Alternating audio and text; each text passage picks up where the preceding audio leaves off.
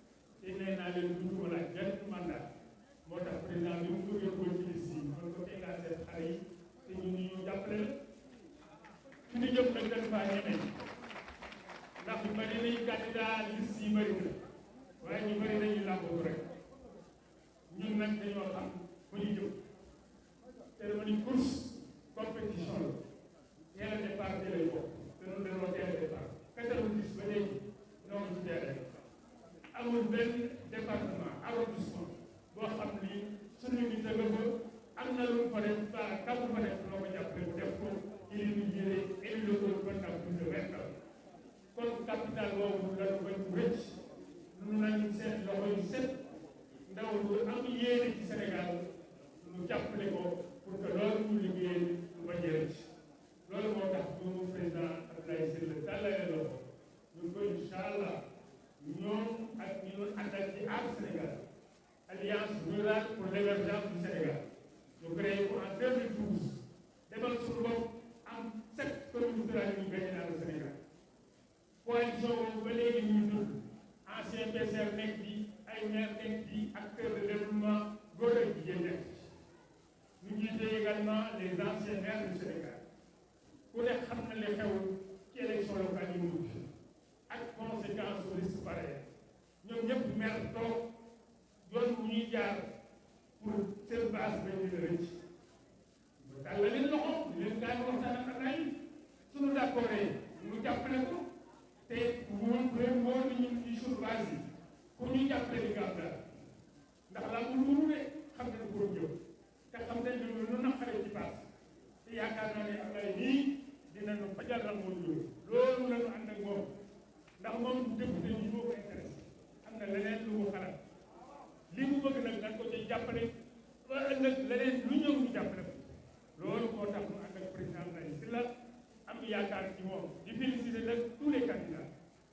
tous les candidats investis ñii fi toog bare ci nuyoo nag ak sunu candidat yi ko mooy Thione Cheikh Tidiane Sall bi nga xam ne moo jiite département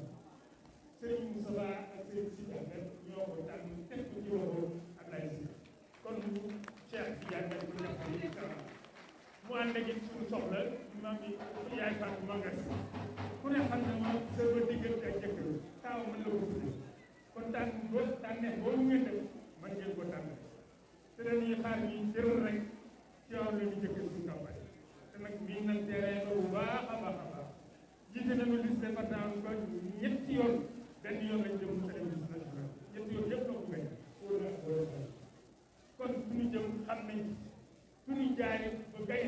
incha allah ba gàtt yàlla du ko jaar kon appel bi ñuy lancé ñun ñëpp nañu taxawu nekk benn xiiroo yeeg wax yi déedéet mën ngaa wax ba gañe waaye liggéey ak bilan ci la ñuy natte nit te président day def na résultat ci secteur privé résultat boobu nag la bëgg au plan politique maa ngi sant nag délégation yi ma àndal ñii ñëpp ñu ngi ñooy tey ma ànd ak ñoom ñoom bientôt 25-30 ans ak sama nattaangoo ancien maire Soum yoo ko nee dañuy ànd ak Abdoulaye Sylla mun ma ñun pare nañu ndax li Abdoulaye Sylla def fii Soum te mu si ñoo sant dara ñaan pour Soum dans la région de Fatick pour vous dire que ni ak Bouna Faye nekk ci liste yi jógee jëm Jëmbare Jalambeer Tabaarkalla ak tous les élus yi nga xam ne bëgg ko leen tudd di guddal Papa yi yow ñoo ngi lay gën di sant yàgg na loolu dañuy juróomee bii ba Tabaarkalla li nga wax léegi rafetlu nañ ko te dama doon woo bu nuyu ñu ko wax ndax Papa yi invité ñu malheureusement boo war ko woo juróom bi kon li yàlla def nañ ko daal ñu ngi leen di gërëm ñu ngi leen di sant di leen encouragé xale yi taxaw leen Sénégal gii yéen la ñuy jàppale ñu wutatuñu dara bu ñu sàgganee ba mu yàqu nag yéen ñii yéen lay gën ñoo leen di gërëm di leen sant allahumma salli ala sayyidina Muhammad jërëjëf.